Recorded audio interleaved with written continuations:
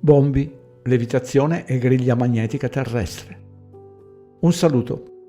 Prima della traduzione vi invito a cercare sulla pagina indice alfabetico le voci levitazione, se ancora non avete avuto modo di documentarvi.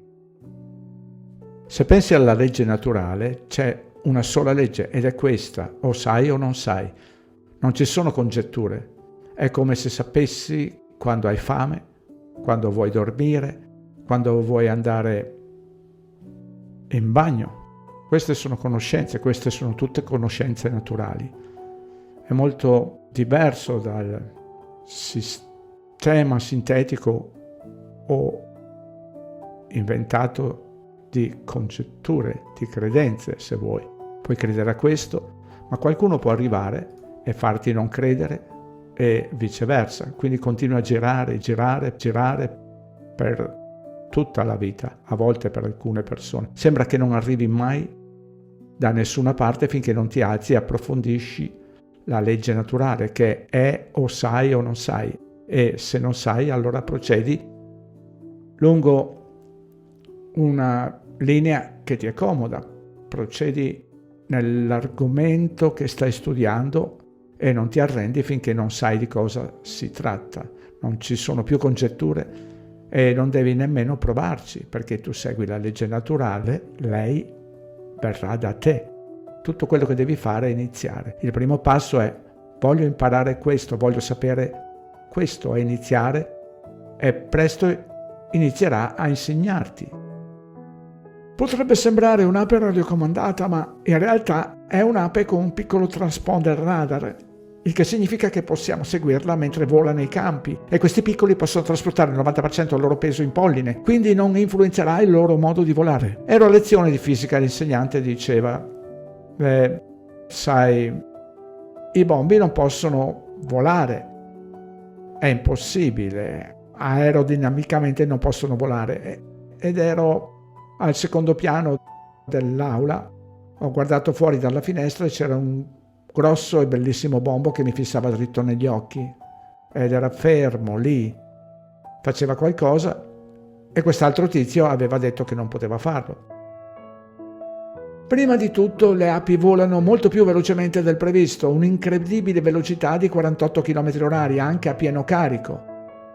La sorpresa successiva è dove vanno le api. Volano quasi sempre sopra il cibo potenzialmente decente.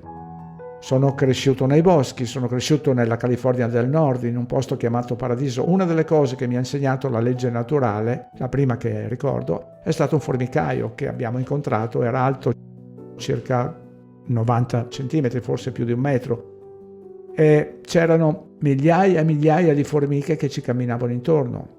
Ero curioso, sono sempre stato curioso, volevo vedere cosa stessero facendo. Ho iniziato a punzecchiarle con un bastone per vedere cosa facevano. Non sapevo che potessero sputare acido, le chiamavano formiche sputatrici o qualcosa del genere. Non so cosa fossero, ma mi sono arrivate addosso e mi hanno punto a morte.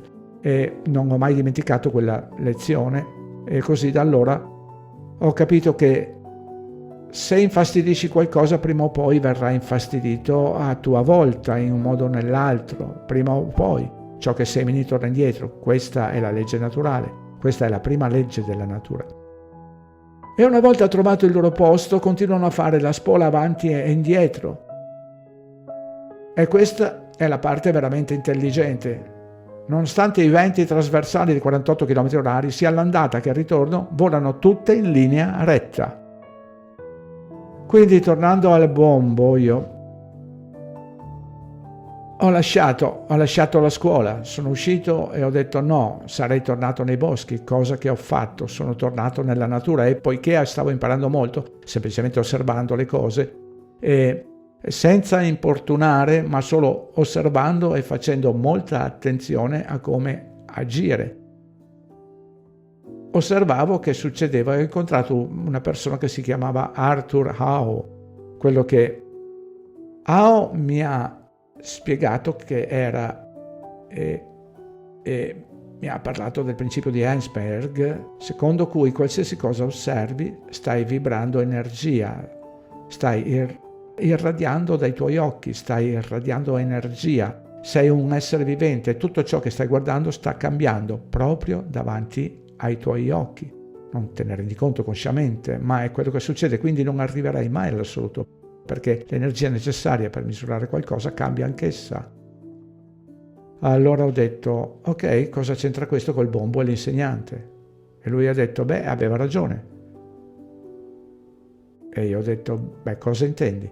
Lui ha detto, aria, il bombo non può volare aerodinamicamente. Sì, aveva ragione. Ho detto, cosa fanno i bombi? E lui ha detto, levitano. E io ho detto, come funziona? E lui ha detto, dai, te lo faccio vedere. E mi ha mostrato. Ha scritto un libro, tra l'altro, non so se sia ancora in stampa, è nella biblioteca del Congresso. Il libro si intitola L'energia di domani non deve essere alimentata. E in quel libro ha fatto l'esperimento a quello di cui vi sto parlando, ovvero la levitazione, che il bombo, quando inizia a battere le ali, quando inizia a sbattere le ali, c'è una piccola cavità, una cavità cava vicino alla laringe, dentro il suo sistema, che è cavo. Quando batte le ali inizia a far risuonare questa energia e va avanti e indietro, proprio come una chitarra che strimpella da una parte della stanza e colpisce lo stesso accordo dall'altra parte della stanza, o qualcuno che mette una nota alta e rompe un cristallo, è la stessa cosa. È risonanza. E lui ha detto, cosa fanno? Risuonano, e quando risuonano alla fine raggiungono la risonanza del campo che li circonda, e me lo ha spiegato in questo modo. La Terra ovviamente girava, ma operava a una frequenza di 8.5 Hz al secondo circa, e dice che una volta che questo bombo raggiunge quella frequenza di risonanza nell'area circostante diventa un agente libero, crea una bolla magnetica attorno a sé e può andare ovunque voglia. E io ho detto, questo non è in nessun libro di scienza. Ha detto, lo so, sai, probabilmente non lo vedrai mai, nemmeno lì mai quello che succede, lo scopriranno un giorno e lo tireranno fuori, ma è solo, abbiamo un modo convenzionale di fare le cose, poi abbiamo un modo naturale di fare le cose che sono totalmente diversi, sono diametralmente opposti in moltissimi casi.